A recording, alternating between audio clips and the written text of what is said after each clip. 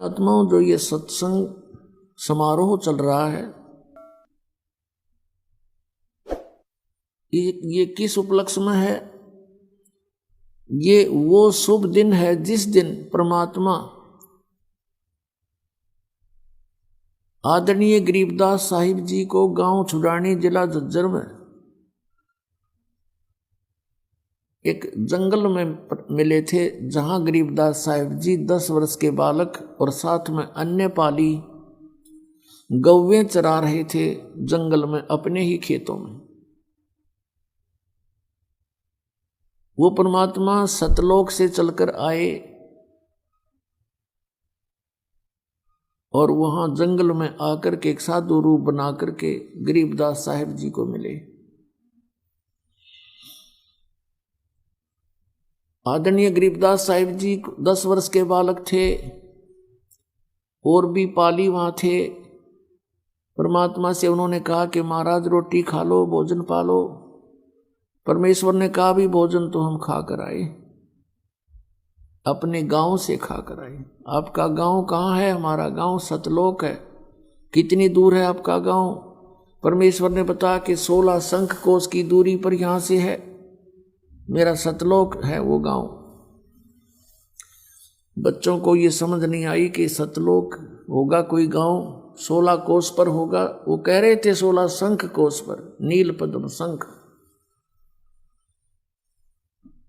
उन्होंने पालियों ने कहा कि आप भोजन नहीं खाओगे तो दूध तो पीना ही पड़ेगा, हम अतिथि को ऐसे नहीं जाने देते।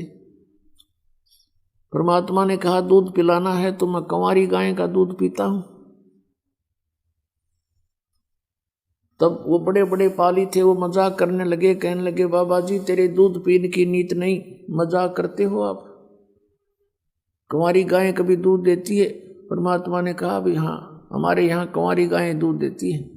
गरीबदास जी की एक बहुत प्रिय बछिया थी जिसने दूध पीना छोड़ रखा था। अभी वो अधन्या थी, अभी अधन्या यानी बिना धनाई थी, कंवारी थी। उसको ले आए और कहा देखो महाराज जी बच्चा है नहीं, दूध कैसे देगी ये? परमात्मा ने उसकी कमर पर ऐसे आशीर्वाद भरा, हाथ लगाया, थपकी मारी, लंबे लंबे सतन हो गए और कहा एक पात्र लाओ। एक लस्सी का मटका छोटा सा ले जाया करते, ब्रोला बोलते हमारी तरफ, जिसमें 5-4 किलो पदार्थ आ जाता था। वो नीचे रख दिया, साफ करके धोकर रखा हुआ था, और सतन से दूध शुरू हो गया। वो पात्र भरते ही बंद हो गया। तब आधा परमेश्वर ने पिया, आधा गरीबदास जी ने पिया। तो पुण्यात्मा दूसरे पालियों से कहा ले भी तुम भी पी लो। वो मना कर गए कि हम नहीं पिएंगे पाप का दूध, जादू जंत्र का निकाला है तूने, और तेरी जात का पता नहीं, तूने झूठा कर दिया, तू कौन है, कहाँ से आया? गरीबदास साहिब जी ने कहा कि लाओ प्रभु मुझे दे दो दूध, आपका झूठा, आपका अमृत हमें कब कब प्राप्त हो। पुण्यात्माओं ये पिछले संस्कारों से ऐसा स्वभाव बचपन से ही हो जाता है बालक का। फिर गरीबदास जी को ज्ञान सुनाया परमात्मा ने। फिर गरीबदास जी ने कहा प्रभु मुझे अपना वो लोक दिखा दो जहाँ पर प्राणी कभी जन्मते मरते नहीं, वहाँ वृद्ध अवस्था नहीं है, सर्व सुख ही सुख है। तब सतलोक में लेकर गए परमात्मा गरीबदास जी को।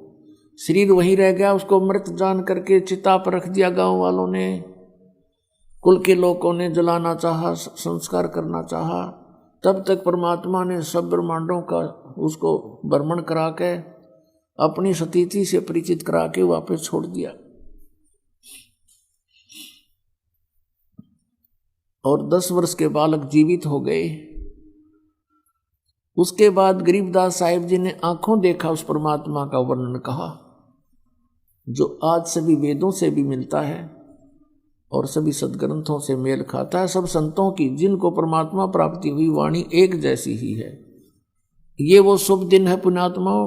परमात्मा ने स्वयं दया करी, अपनी प्यारी आत्मा आदरणीय गरीबदास साहिब जी को यह ज्ञान दे दिया, जिससे हम आज अपने परमात्मा को पहचान सकेंगे और वो समाधान दे दिया इसमें जो अभी तक किसी को प्राप्त नहीं था।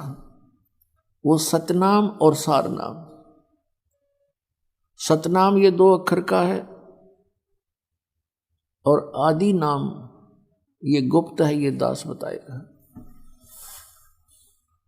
इन 3 मंत्र हैं ये ओम तत्सत, जैसे श्रीमद् भगवद गीता अध्याय नंबर 17 के श्लोक 23 में प्रमाण है ओम तत्सत।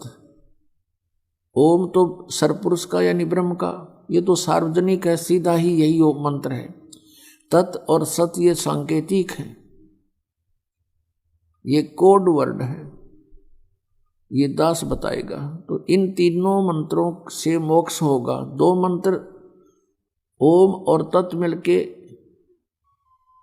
ये सतनाम बनता है 2 अक्षर का, और आदि नाम वो सारनाम है, वो अलग है। वो उस समय आपको दिया जा सकता है जिसमें आपकी भक्ति इस सतनाम के जाप का ढेर लग जाएगा। अब जैसे आज उन पुण्यात्माओं को बुला रखा है जिनको सारनाम दिया जाएगा, उनसे प्रार्थना है कि वो उतावले ना हो और इस दास के प्रत्येक जो भी क्रिया है या जैसा भी आदेश है उसका पालन करते रहे, क्योंकि डॉक्टर सबका हितैषी होता है। जितने भी पेशेंट उसके उपचाराधीन होते हैं उसको सबका पता होता है किसको किस समय कौन सी डोज देनी होती है, और मरीज उतावला ना होना चाहिए क्योंकि डॉक्टर कोई अनजान नहीं है। इसलिए आप जी को ये सारनाम दिया जाएगा। जैसे ये कई पंथ देते हैं, ये नकली नाम देते हैं डुप्लीकेट काल के, ओंकार, निरंकार, ज्योति निरंजन,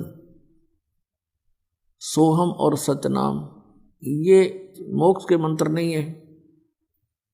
कोई मंत्र देता है अकाल मूर्त शब्द स्वरूपी राम सतपुरुष, ये मंत्र बना लिए इन्होंने।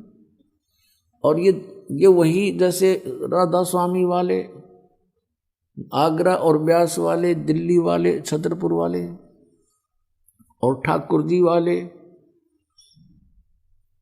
और जय गुरुदेव मथुरा वाले, ये सभी ये 5 नाम देते हैं, ओंकार, निरंकार, ज्योति निरंजन, सोहम और सतनाम।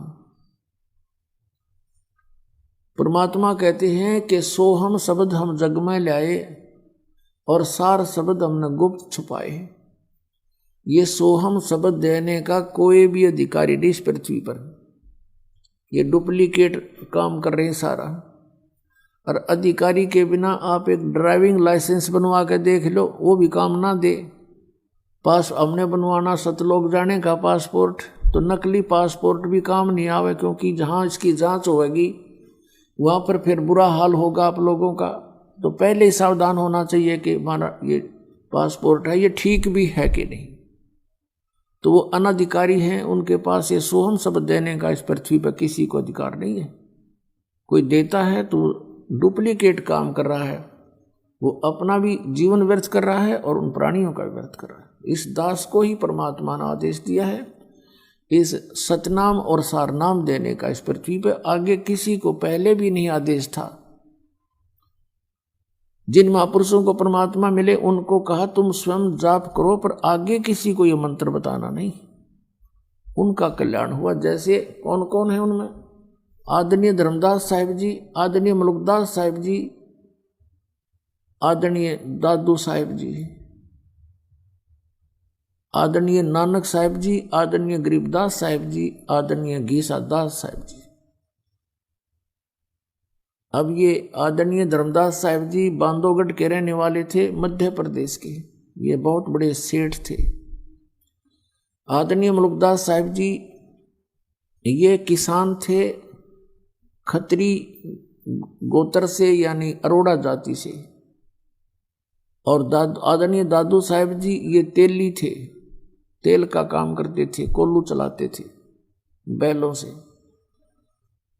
आदरणीय गरीबदास साहिब जी ये किसान थे जाट जाति से, गांव छुडानी जिला जज्जर हरियाणा से। आदरणीय घीसा दास साहिब जी ये भी किसान थे, लेकिन ये चमार जाति से थे, किसान इनके जो पास जमीन थी। और गांव खेकड़ा जिला मेरठ उत्तर प्रदेश से। इन महापुरुषों को परमात्मा मिले, इनकी वाणी में यही मंत्र 2 अक्षर का मंत्र अलग से लिखा हुआ स्पेशल, और वो स्वयं जाप करते थे। इनको मना कर दिया था कि ये मंत्र आप एज एफिडेविट लिख दो अपनी वाणी में, ताकि उस समय काम आवेगा बच्चों को ये विश्वास दिलाने के लिए कि सचमुच ये है वो आदि नाम, ये है वो सतनाम। और आदि नाम भी लिखा हुआ ग्रंथ साहिब में, गुरु ग्रंथ साहिब में भी है, और आदरणीय गरीबदास साहिब जी की वाणी में भी है, आदरणीय घीसा दास जी की वाणी